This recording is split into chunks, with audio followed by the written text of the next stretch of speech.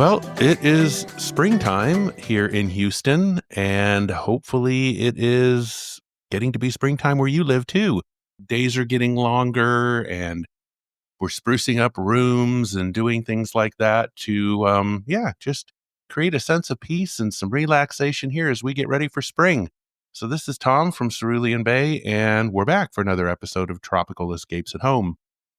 Today, we are going to get into some really, really exciting things regarding plants. Plants are awesome, whether you use real ones or fake ones, because they play a bigger part of your life than you would imagine when you travel. So, if you can just imagine when you are dreaming of that tropical escape, you're working so hard at that job and then you're trying to keep up with all of the demands and life at home. It sometimes it's challenging expense wise and time wise to carve out time for that vacation. But when you finally do, as I always remind people, take a few minutes to think about what is it exactly you want to see when you get on that vacation. Obviously, beautiful ocean and the beaches and the palm trees. But we always encourage people to look beyond that and look at all of the details wherever you are, inside your room, outside by the pool, outside on the beach. You're going to see that gorgeous tropical landscaping and plants, just the color of flowers and the white sparkling sand. You're going to see that crystal clear blue water. And of course, you're going to hear the amazing sounds of the ocean and maybe some cool local music playing in the background.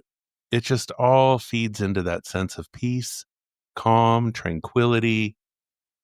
And as I mentioned, in the midst of all of that, you might not really think that plants are a big deal. But really, if you just think about it for a second, when you travel and you go to any really cool hotel or resort, wherever you might be staying, and it's just tropical plants and landscaping all around, that's really what adds to the vibe. That creates that whole vacation atmosphere. I mean, unless you already happen to live in a tropical plant dream location like South Florida or Hawaii, where the plants are in your neighborhood and they're in your yard and all of this, it's very easy to maybe forget that this is something that can be used to create that tropical vibe in your house.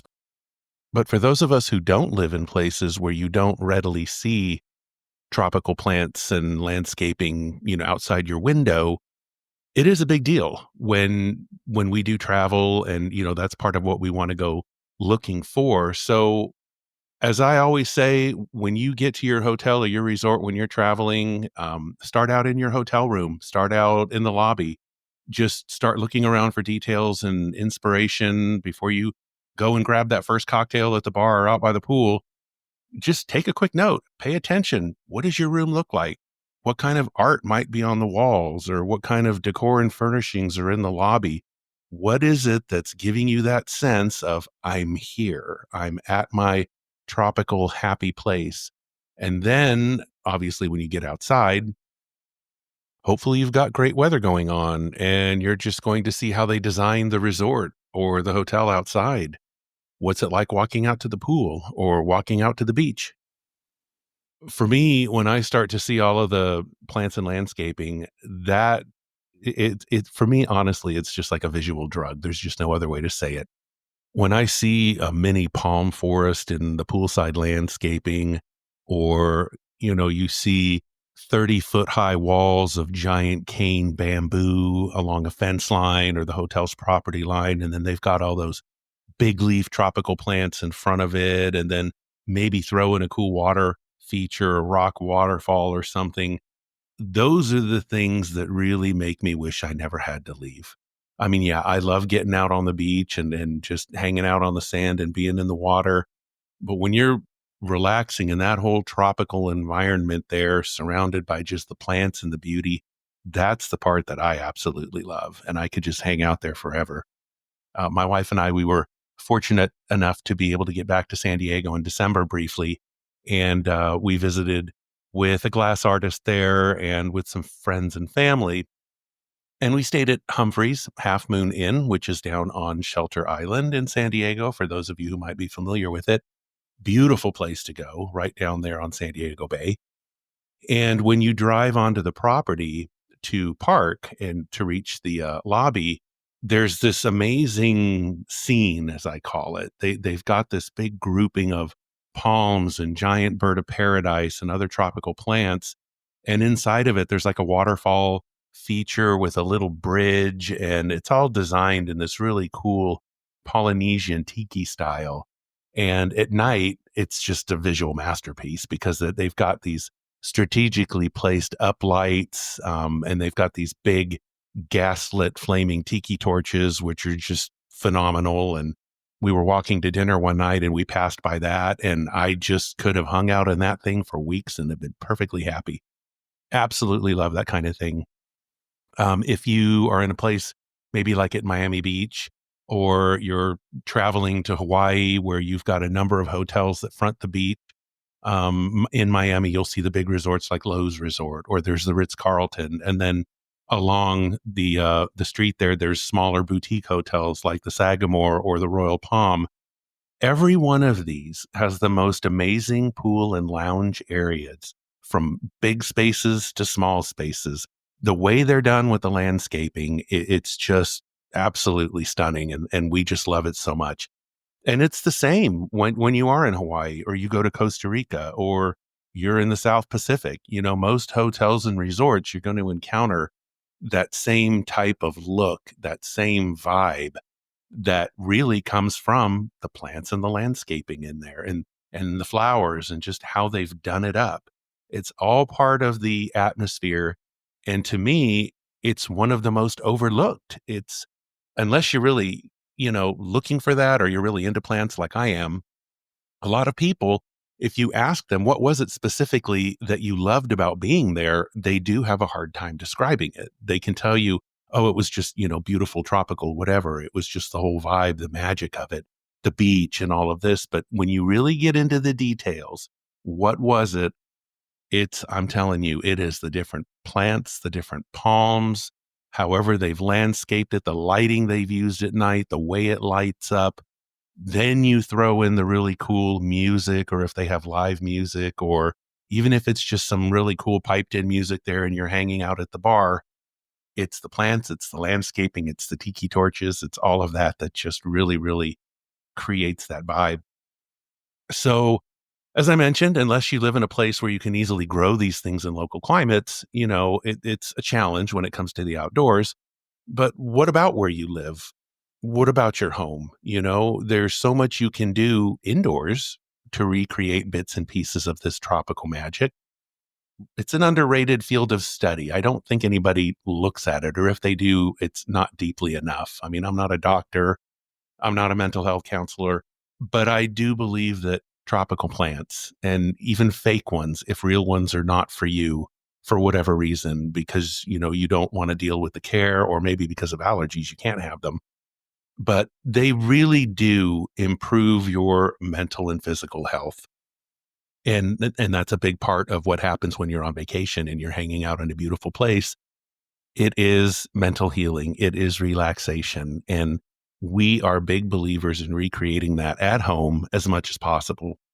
When you do look at the healthy aspect of plants, and or just what it is about them that creates a bit of health and happiness in your life, it's not just the beauty, what they do to your living space, but it is that there is that therapeutic part. They do help to boost moods, and they do reduce stress and anxiety. When you're looking at a beautiful arrangement in your living room, or wherever you might have them in your home, you have your potted floor plants. You've got maybe one or two on the tabletops, maybe some smaller ones in shelf space or on a windowsill. There's a reason why they're there, and it's just to beautify the space. But look at what it's doing. It does help to relax you. It does lower blood pressure. They, of course, add life and privacy to your space. I think they also do improve air quality. There are certain plants that I've read up on where they do absorb toxins in the air and things like this. And I've never gone in and really studied to what extent that happens. I'm not a botanist either, but if that's true and they do improve air quality, well, then there you go. All the more reason for having plants in your space. It's just a really, really cool thing to have them. And if that is something that you're deciding to do, is to really beautify your space with some plants, obviously you're going to run into a million different options out there. You got to look at choosing the right plant for the right space. So there are some things to consider. So I think as part of this episode, we're just going to get into some of the options that you have. And we're going to be looking at just a few types of plants that are great for beginners. They're all low maintenance, easy to care for. And we're also going to look at what happens to them as they grow and what you might want to do with them, because this is where it gets kind of tough when a plant gets to be too big for a room and you don't live in that tropical climate where you can easily just move it outdoors and it'll do well. Health wise, it would make it. And what happens if where you live, the winters ever get into the 40s, even if it's just at night? A lot of tropical plants won't make it. There's a lot of palms that won't make it. We've personally experienced this ourselves here in Houston, where we've lived for over 20 years. You do run into that question, and we've had it happen to us. What do you do when plants get too big, or um, you just want to change things up? Here in Houston, I would say, for the most part, we have wonderful springs and summers here. We have beautiful falls. Many times here, it's like Florida weather here in the Houston area. So when it comes to moving them outside, you just really have to take your chances with it, because I don't believe in just throwing away plants because they've gotten too big, or unless you know somebody that you can give it away to, or there's just some proper repurposing of it. But what happens is you just move it outside and you give it your best shot. We had a giant bird of paradise that was in a pot in our bedroom, which I absolutely loved. It was just big and beautiful and it was doing so well.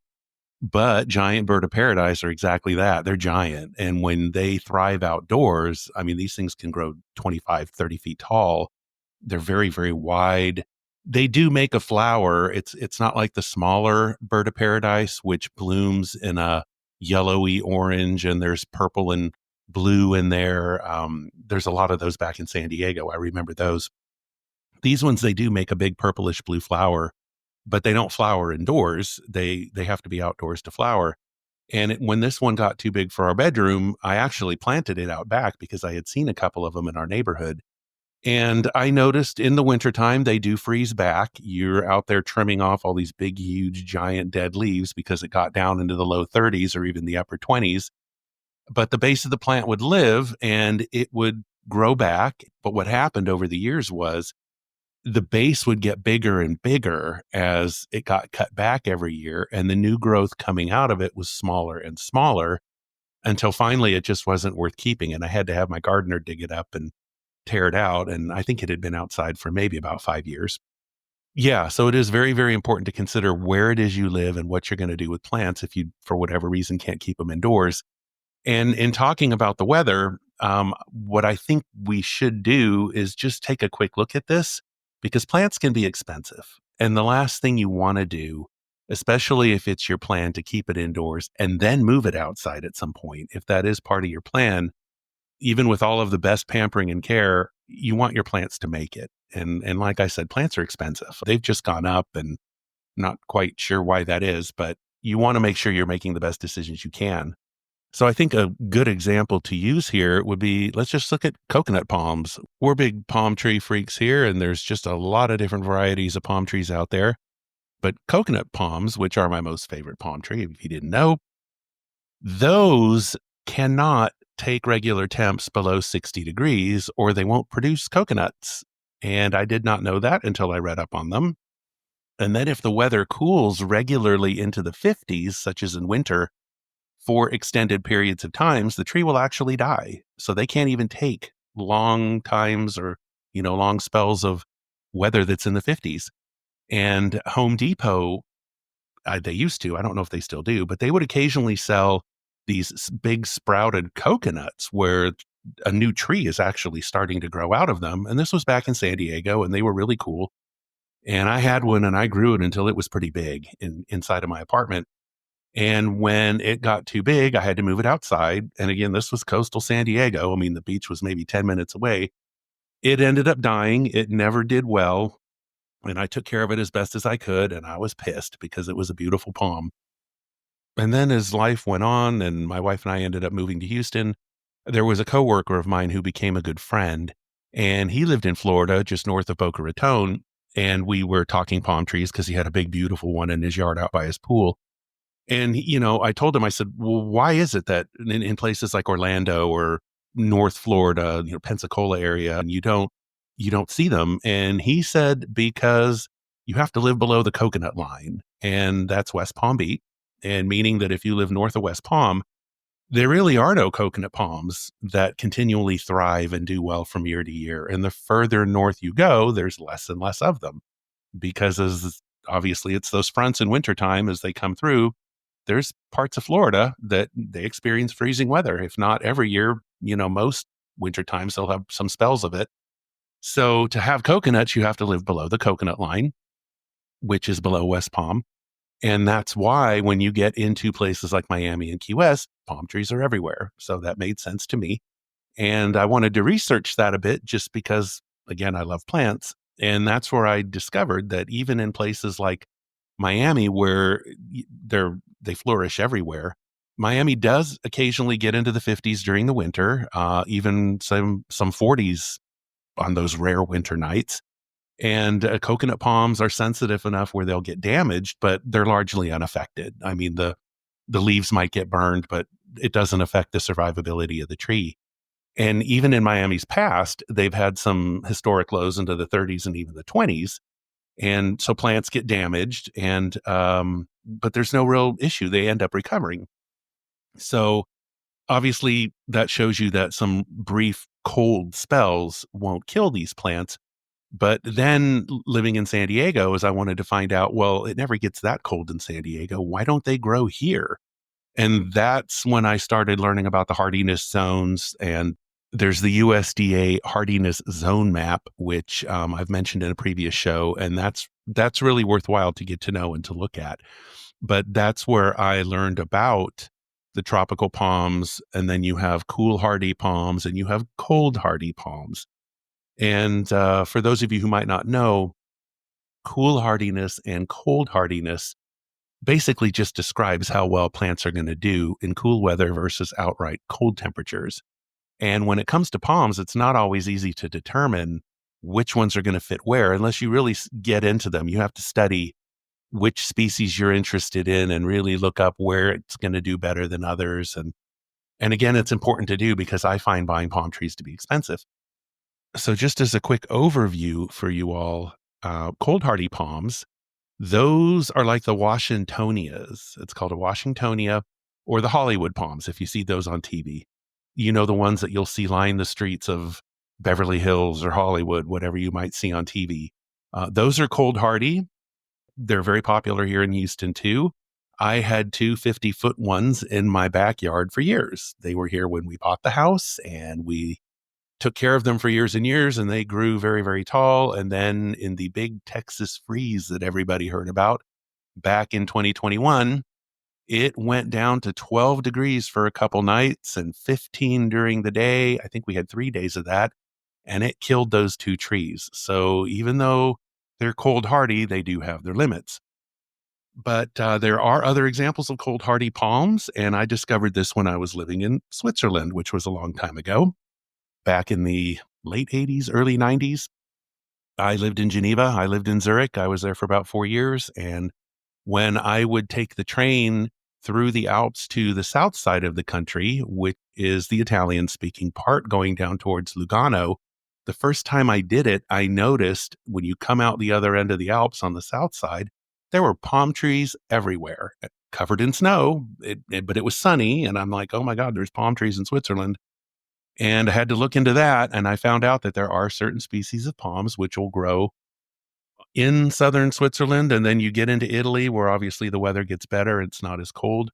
But south of the Alps, the colder, cloudier winters are blocked by the mountains, and so even though it gets cold, it's not as cold, and it's a lot sunnier. So two examples of those are the Chinese windmill palm, or it's very commonly known as just a windmill palm. You can easily look those up. And there's the Mediterranean fan palm. I highly recommend that. I have two beautiful ones in my yard here in Houston. I've seen them all over San Diego. Those are cold hardy. Even in the big freeze here, I did lose some taller ones. They kind of grow in a clump, and the taller ones didn't make it. I had to cut those out, but the shorter ones did. And I'm 6'5" and they're taller than me, so they're doing well. But that's a good option for you too. And those can be started indoors. Both of those, you can keep them indoors for as long as they fit. You grow them near a sunny window. And then when they're too big, if you have yard space, and you need some definitely some adequate yard space for these, because again, they're palms and they can grow quite big. But those are options too if you ever need to move them outside. And I think most places in the US would tolerate Mediterranean fans as long as it doesn't go, I would say, probably below 12 degrees. And, if you can keep that brief, then I think you're going to be fine. Getting into an example of cool hardy palms, there's the king palm. And that's a really nice looking palm. If you look that one up and research it, it does very, very well in places like coastal Southern California. Obviously, they're all over Florida.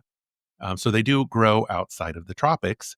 But using Southern California as an example, the minute you go 10 miles or more inland, where it gets significantly warmer in the summer and cooler at night, or outright cold at night in winter, they don't make it. And in San Diego, it's a good example. When I lived in Lakeside, which is in East County, mileage wise, you're not far from the beach, but they don't grow in El Cajon and Lakeside. They just don't grow out there. But you get up over the hill going westward into La Mesa, and then you start getting down into the city. They do well. And so that told me that just going over the hill, getting into that colder El Cajon Valley at night, they don't do well. And the two that I tried to go in Lakeside both died. So they're good, cool hardy palms, and they too can be started indoors. They look beautiful. They do grow tall, so your ceiling is going to get in the way pretty quickly. But even then, if you live in an apartment and you have a balcony, or you've got some space where you can move it outside in a pot, they look great when they're outside. I love the way they look on balconies and on patios. But that's a good, cool, hardy example there. I also had one of those in my apartment in San Diego, and it got big. I had a very tall kind of cathedral ceiling. I lived on the top floor. And then when Edna and I got married, we left San Diego and we moved to Burbank in the San Fernando Valley area of LA. And in the rental house we had, it was a standard height ceiling and the palm wouldn't fit. So you think of sunny Southern California where everything is big and beautiful. I put the plant outside and winter came and it didn't do well. And Burbank and that kind of East San Fernando Valley area, they can have some really cooler winter days where highs are in the 50s a lot. And then the lows get into the 30s and the 40s. And that's what killed it. It didn't make it very long outside with those cold temps and it died. And once again, I was pissed. So I'm very partial to tropicals, and I just don't like it when they don't make it. But so anyways, there's your example of a cool hardy palm. You can get online and look up some of those too. If you live in an area where the weather just kind of fluctuates back and forth, you're just going to have to experiment. And it can just take one cold snap, even if it's not a normal one for your area. It just takes one, and it can do a number on your plants. And then you get back to the tropical palms like the coconuts, and there's several other varieties where those ones, you just don't want your overnight temperatures getting into the 50s for very long. They really do need the 60s to survive and do well. This is why coconut palms don't grow in San Diego. When you're in San Diego, you have prolonged periods of cool weather. It's just the winters there. They can't take it. And they need temperatures of 60 or above all the time in order to fruit and produce the coconuts. So knowing the differences between prolonged cool weather versus short bursts of freezing weather really can make all the difference if you are planning on having your tropicals be outside for any period of time. But I think we do need to get back to the indoors here. So I do have some examples for you of some really easy plants to grow. They can grow big and beautiful, and they're very happy indoors. A couple examples here. that I have are you have your philodendrons, you have, as I mentioned, giant bird of paradise. There's Kentia palms. Yeah, let's just take a look at some of these here one by one. We've got a great blog post on this with imagery, and I'm going to put the link to that in our show notes so that you can see. And it also includes plants that flower because when you get into tropicals, a lot of them are big, bushy plants, but not everything flowers. And for people that really love flowers, that's nice to have indoors too for plants that will. You can get things like hibiscus to flower indoors. Some tropical gingers will. There's also frangipani, which is also known as plumeria. Absolutely love plumeria, and it smells so nice. That's another one of my frustrating plants for Houston is they'll grow down in Corpus Christi where it freezes less than here. They'll grow to the size of a small tree in your yard. Here in Houston, you can barely keep a bush because they just cannot take weather in the 30s. But I digress. So, yes, flowering plants, those are very, very important too. But yeah, looking at the plants that you can do indoors, one that we really like is the philodendron. There's the split leaf philodendron. It's the Monstera deliciosa is its proper name. And those are they're popular. They're the ones that you'll see climbing up on the big rectangular stick. It has a very vine-like growth to it, but they are totally easy to grow. They come in a solid green or the variegated varieties. Variegated are the ones that, for anyone who might not know, if you see white and green on a leaf or they're just like spotted or mottled looking outdoors, it can grow up to 50 and 60 feet. It's an outright vine if it's in the right climate outside. But philodendrons are easy. They're low maintenance. They have those aerial roots. Those are the ones that wrap around the support pole. So you just need to make sure that you have ample support for those. And they do well in bright light. I would avoid direct sunlight with them. The leaves can tend to burn, but they're really good for humid conditions. So that's why they do well in brightly lit bathrooms, kitchens, and then in living rooms where they have room to grow. Another good one is rubber plants. So, rubber plants, they're part of the ficus family and they are absolutely tropical and wonderful to have. They have those really nice glossy leaves. This is one of those plants that they say they have air purifying properties. And that's just something that I need to delve in deeper for my own personal knowledge. But anything that helps to clean the air is obviously a good thing. But these are totally low maintenance too. You can train them as a tree or you can keep them as a bush. They take really bright light as well. Again, they have really dramatic, large leaves. They're really good for hallways and corners. They do make great focal points. They can grow pretty big. Outdoors, they can grow huge as long as it doesn't freeze.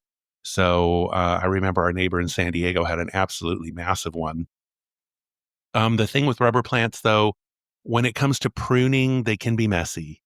They have a very thick, white, runny sap that drips everywhere, which can be a mess to clean up if you're not paying attention to it.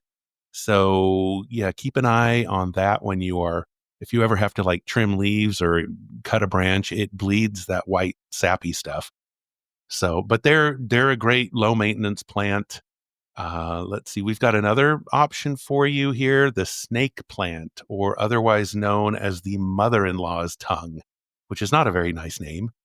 The official name for it, and I don't know if I'm pronouncing this right, is the Sansevieria. If you're looking up the snake plant and you see Sansevieria, that's the name of it. It's a very common one. Most likely you've seen them around. It's a slower growing plant that has these large sword-like leaves that go straight up. They are variegated with the yellow and darker greens. What's really cool about these is you can really use them as accent pieces too, because they have a lot of unique form to it with the shape. And so they work really well in tropical settings and they work very well in contemporary, modern, and minimalist settings too. They just have a sort of clean line to them, but they're super easy to take care of. And as with all of these plants, you just want to be careful not to overwater them. And we'll get into a bit of care tips here in a second. But snake plants do well in areas that don't have a lot of light. They don't have to be directly next to a window.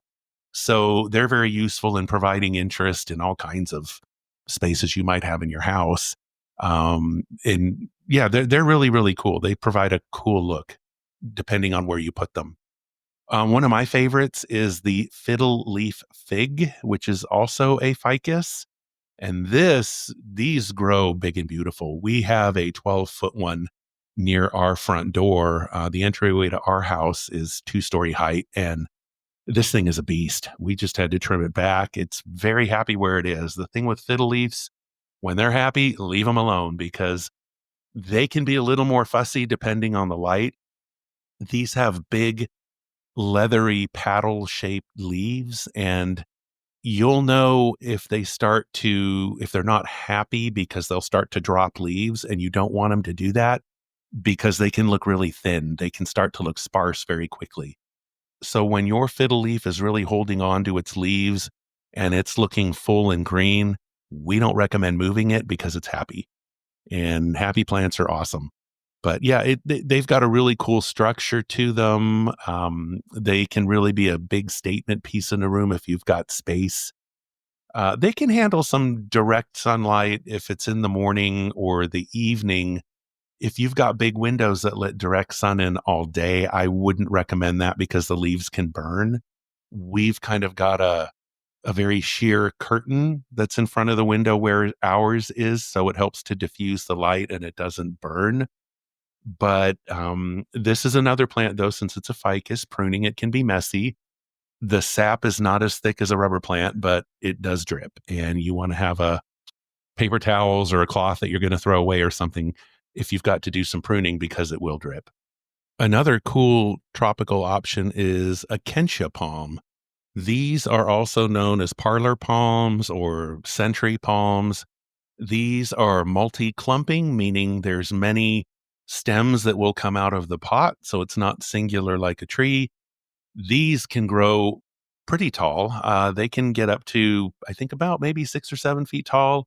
They can fill a pot, so they grow out wide. They can be really bushy when they're doing well, and they're very tolerant. They can handle quite a bit when it comes to lighting. They tolerate low light. They do very well in bright light. I find that if they are in direct sunlight, it kind of bleaches the leaves. The leaves are not as green if they're subjected to direct sunlight. So I would keep an eye on that. They're also very good with humidity. In fact, we recommend misting these periodically just to help keep the leaves full and green because it's a thin palm, a very thin leafed palm, and I don't know if they just dry out or I'm not sure what it is, but misting them just helps to keep the leaves more full. It keeps the structure in place, and they can take water quite often. I find that they take up a lot of water. So again, in our tips, we'll touch on that a little bit more here too. I do want to mention the giant bird of paradise because those are amazing. They're just big leaves and just big stems and they're full and man, those things can really fill a corner and they're just big and beautiful. And if you've got high ceilings, all the better. Absolutely wonderful. And yeah, they're just a very tough looking leaf in the sense that they're thick. It's not a wimpy plant by any measure in terms of how it looks, but they can handle a lot of sunlight as well. They do well, I think, in your brightest windows. They could probably even take direct sunlight. Again, they do very well outside. So south facing windows, west facing windows, they'll probably do their best. I would give them more light than not enough. I think the leaves get very pale if there's not enough light, and you're just going to notice that it doesn't look like it's doing that great. Let's see here. I think one more plant for you that we'll give you is the bromeliad, because those are very unique. And I'm just jealous of the people that live in South Florida because the city of Miami actually plants these in outdoor planter spaces. Bromeliads, they're cold weather sensitive, so they can't take the cold weather outside. But these, they have the long kind of narrow leaves, and then they flower from a stalk in the middle. And once the stalk dies, that's it. It won't bloom again. But then you'll see like little babies, little shoots coming off of the side of the plant at soil level, and it's starting to make a new plant, is what it is. Pineapples do this. Pineapples are bromeliads. Instead of the flower coming up, that's actually the pineapple that's sitting on the stalk. And pineapples are actually very easy to grow indoors and outdoors too.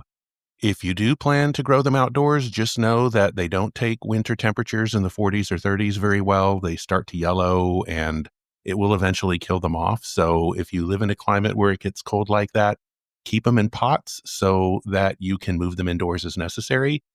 Outdoors, it does take years for a pineapple to actually develop, and indoors, it can take even longer if they even produce fruit at all. It's a lot harder to get pineapples to fruit indoors, but it's not impossible. You can get online and check out some special tips and tricks about that. But yeah, bromeliads in general, they are very, very nice, very tropical looking. Many of them come in some really nice reds and pinks and purples, and they're very easy to take care of. They tolerate humidity very well. So, yeah, we do recommend those for people who are just getting into tropical plants. Regarding the tips I mentioned earlier, I think it's very easy to sum up for all of these plants to just give them as much light as possible, but avoiding direct light so you don't burn leaves. Watering, you just want to make sure the top of the soil is dry before you water again. Overwatering, you will know this if your leaves are browning and or turning yellow, if you've got leaf drop, and you'll know if your soil's just wet. Don't water if the soil is wet.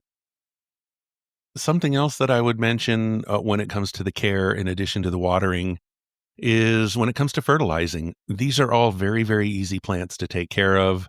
Miracle Grow, I think, is one of the best things that you can use for indoor plants. We use it here at home. We haven't had problems with it. But if you're interested in knowing more about specific fertilizers and which ones are most suitable for your plant, get online and look it up. Um, Another thing I would recommend with plants is a lot of people have pets. Certain plants are toxic to animals and certain ones are not. My recommendation for that is treat all plants as if they were toxic.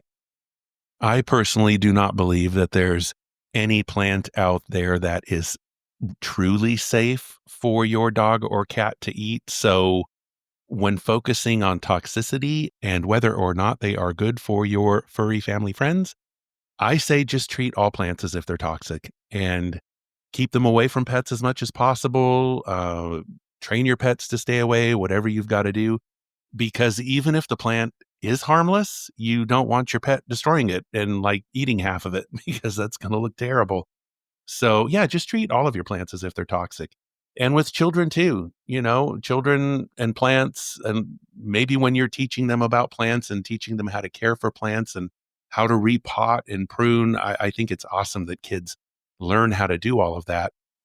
But again, with supervision, I would have your children stay away from your plants if you're not there. They're not toys. So I do want to make one quick note about the water and repotting, though. You'll notice that it's time to repot if when you're watering, the water just runs through and comes straight out the drainage holes. 9 times out of 10, that means you have a root bound issue in there where it's just a whole pot full of roots and there's like almost no dirt. You'll want to pay close attention to that. Another sign for repotting is when your pot is just full. I mean, your plant, especially when it comes to kentia palms or other multi-stemmed and multi-trunked plants, they literally fill up the pot. When you're repotting these, that's where you can break them apart. You can even split them maybe into 2 or 3 new plants, and now you've just got some new free plants. But that's something to look for too, is when the plant is literally running out of room. Um, you might see roots growing out of the drainage holes underneath your pot. They're tipping over easily, maybe because they've become top heavy or the soil itself is just drying out super fast. It means that there's just not a lot of soil left. So those are just all some quick things to look for when it comes to possible replanting. And I think with that, that's pretty much it for indoor plants. Just watch for yellow leaves, remove any leaves that they look damaged or they're just not healthy. Yellow leaves, maybe dial back on the water a little bit. Do look out for diseases or pests. You can get online and look up your plant and then, check out your local hardware store or Home Depot or Lowe's and see what they might have, because indoor plants, they can get mites, they can get scaly things. They can get those gnats that fly in and out of the dirt, which is like super annoying, and they're very hard to get rid of. But indoor plants are not free from pests. So yeah, keep an eye on that.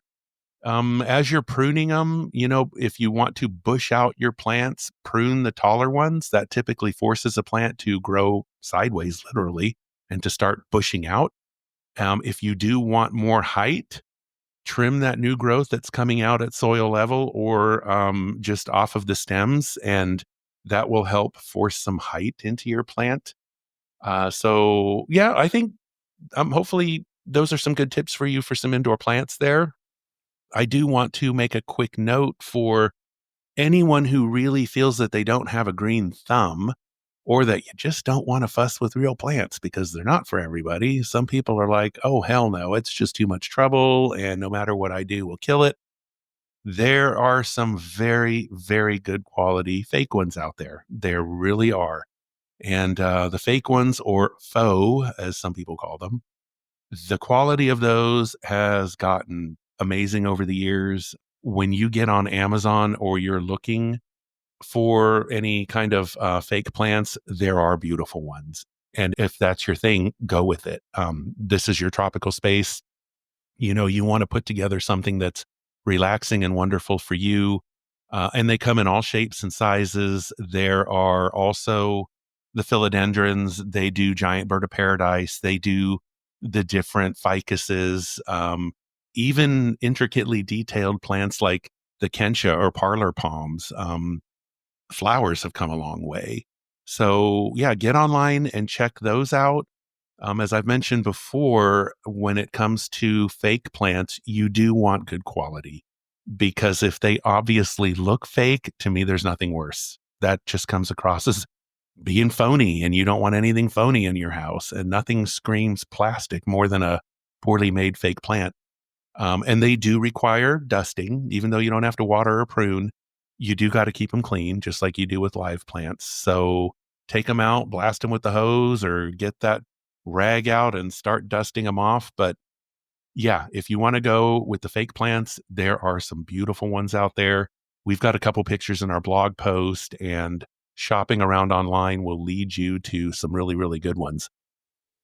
So I think we're going to go ahead and wrap it up with indoor plants and those that can be moved outside if they get too big, or if you are tempted to move them outside because that warmer weather is fooling you. And once it's in the ground, you're now going to have to deal with a winter that's too cold. That's your warning for the day.